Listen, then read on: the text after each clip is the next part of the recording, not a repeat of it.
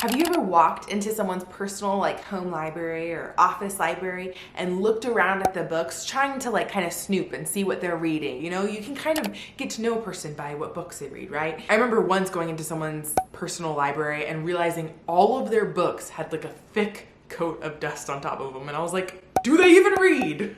I share that because I think we have this like desire to have some direction about what we should be reading. So today I'm just gonna share with you the tools I have and hopefully inspire you. I'm also just really super hoping that you guys will get some of these books and read them, enjoy them yourself. So let's begin.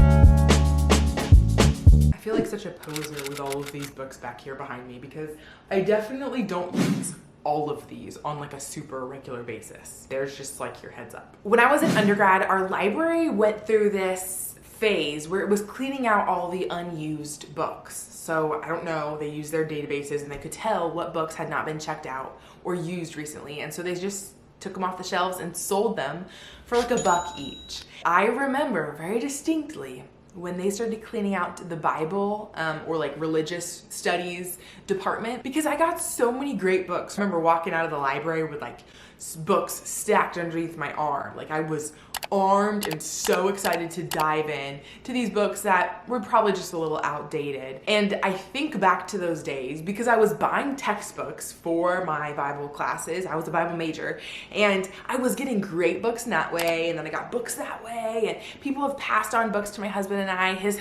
My husband's dad is actually a pastor, so he's passed on a lot of resources. He helped my husband get a whole set of Calvin's commentaries. So all of that to say, building a library, building like resources that you're actually going to use and that will actually benefit your Bible study life is super important. And so what I'm here to do today is just to kind of give you some direction. Like if you're the average mom at home trying to get deeper in her Bible study life, or maybe you lead your Sunday school class and you're like, I feel like I could do this more faithfully. You know, hey, let's begin here. And I'm going to be honest with you on what books I actually use a whole lot and what resources I just kind of use when I'm writing a paper. So first off, commentaries. Let me just start by saying not all commentaries are the same. Okay, so this is gonna get awkward for a second, but I don't know what denomination you are. I am sharing with you resources that for the most part match up with my theological convictions. But when I say like when it comes to commentaries, it is like pretty important for you to know where you stand theologically, just because you could pick up any commentary at like a used bookstore and it could be like off the wall crazy talk. I don't want to just be like, go get any great commentary because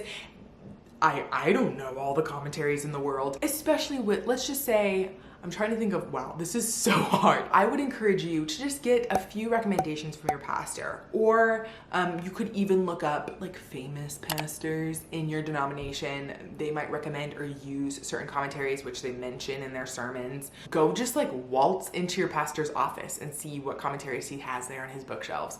I hope he has some commentaries on his bookshelves. That is like one of the #1 resources. If you do not have some sort of commentary with you, you should get one. Now that can take the form of a study Bible.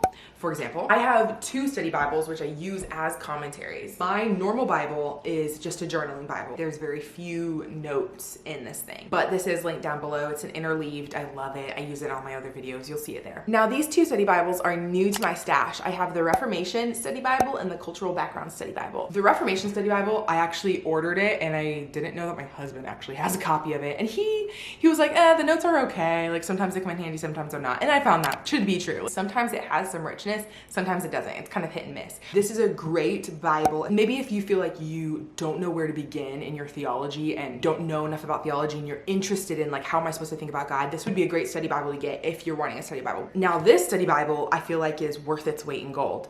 This thing is great. I just got it, but I'm kind of low-key obsessed with it. I have not found really any faults with it, except for the fact that it does not try to pastorally give you any information. It will just give you information. Like it will just tell you, for example, like, hey, this is a common worship technique for worshipers of Baal. And like, if you hear that, you're like, okay, so God's people were doing stuff that like worshipers of Baal did? Like, is that okay? Am I still reading God's inerrant word? So it's not gonna be like, but you can still believe in Jesus because of blah, blah, blah, blah, blah. Like, it doesn't give a defense for anything. But what it shares with you is so valuable and it gives so much great cultural background information. But anyway, let's continue. These are two commentaries that I've used in recent videos. They are good, but they're the classic like single volume commentary where it shares sometimes good stuff and sometimes it's just kind of like, really? That's all you're gonna tell me? Because I could use more direction than that. Not all commentaries are created equal. These are single volumes, so these cover the entire Bible and they're, you know, not that thick. They're as thick as my Bible. It's gonna have less information. I have Spurgeon's commentary on the Psalms. It's called The Treasury of David, and I really like it. It's really super helpful. A great resource if you struggle through the Psalms like I do. If you are looking for a commentary that's not 57 volumes, because that's super expensive and super big, but also not thin like those, like where it doesn't have as much information as you like, I would encourage you to check out these. I have not found an equal where it's just like only 2 volumes, but still shares a lot of meat. And these are the Bible knowledge commentaries. This is the main commentary I'm using this year as I read through my Bible. The thing with commentaries is you don't always have to agree with exactly where they apply them. Like MacArthur, great commentary. I don't always agree with how he applies it. Commentaries, you don't actually always have to agree with all of their theological applications and stuff like that, but just their background information, their wisdom on what the verse is saying, what the verse means can be super helpful. These are 2 textbooks that I used for seminary and probably my undergrad too. One is an introduction to the New Testament and one is an Old Testament survey. These are basically resources that help me understand how I'm supposed to read each book individually because they have like a chapter on each book or whatever. They give background, cultural background, all the big themes and information I need to know and understand about the book. Another really helpful resource would be like a Bible dictionary of sorts. We have a couple different one of these, but this is the one that I could find in the house right now. I think we have like 2 in my husband's office at the church. I might be like looking at irony in the Bible and it helps me understand how I'm supposed to read irony. Just ask your pastor and I will have a couple linked down below. Now, when I am getting like in the weeds, if I'm verse mapping or if I'm writing like a formal research paper for seminary, I will have kind of more of the professional resources. I have Strong's exhaustive concordance of the Bible, but I really don't think the average lady trying to get deeper in her Bible studies really needs to get this. But for anybody wondering, I do use Strong's, and I also have Brown, Driver, and Briggs. Now, one tool I do think the average person very well could use, whether online or in print. I like in print. Just have some kind of atlas resource online, whatever. Just remember that that is a resource. This atlas is particularly helpful.